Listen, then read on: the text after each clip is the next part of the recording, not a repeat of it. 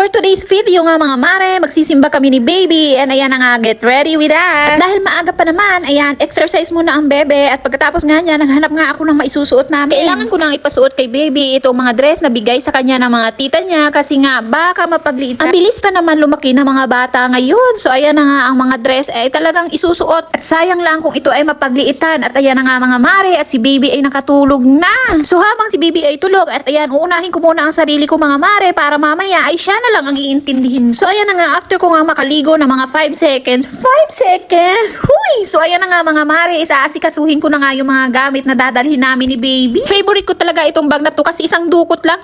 Isang dukot lang talaga ay kuha ko na lahat ng mga gamit ni baby. Kunti lang naman ang dala ko lagi mga mare, diaper, pamunas, tsaka wipes, tsaka syempre pera. Ayun. Ayaw ko umaalis ang dala ang buong bahay.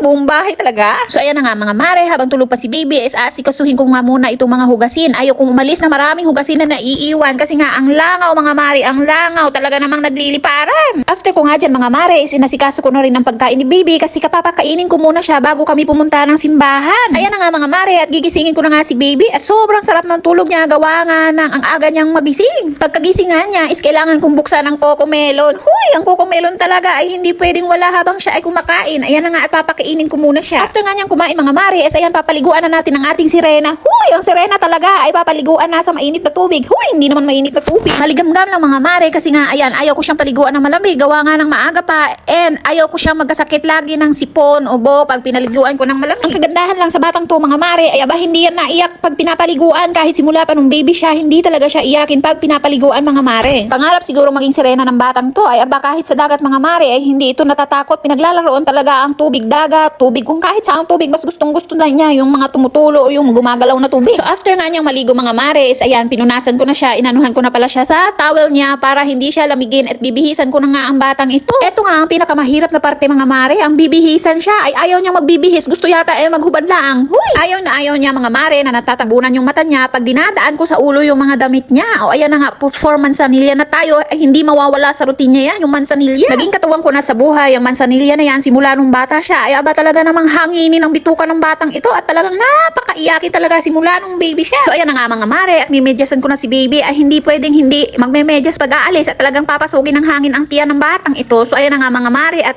ako'y cute na cute dito sa kanya ang suot ngayon at ayan tinitingnan niya yung kanyang sapatos na malapit nang hindi magkasya ay aba mga mare ang mga damit, mga sapatos ayan nakakalimutan kong isuot sa kanya kaya ayan minsan napapagliitan. So ayan na nga lunod na lunod niya siya sa kakatingin niya dyan sa kanyang sapatos. After ko nga bihisan si baby ay ayan na nga ako na nga ang nagbihis. Ayan parang nanay na nga talaga. Ay, ano pa ba talaga? So ayan na nga mga mare kami ay mag-for the go na ni baby. Pupunta na nga kami sa church and maraming salamat sa inyong panunood sa uulitin.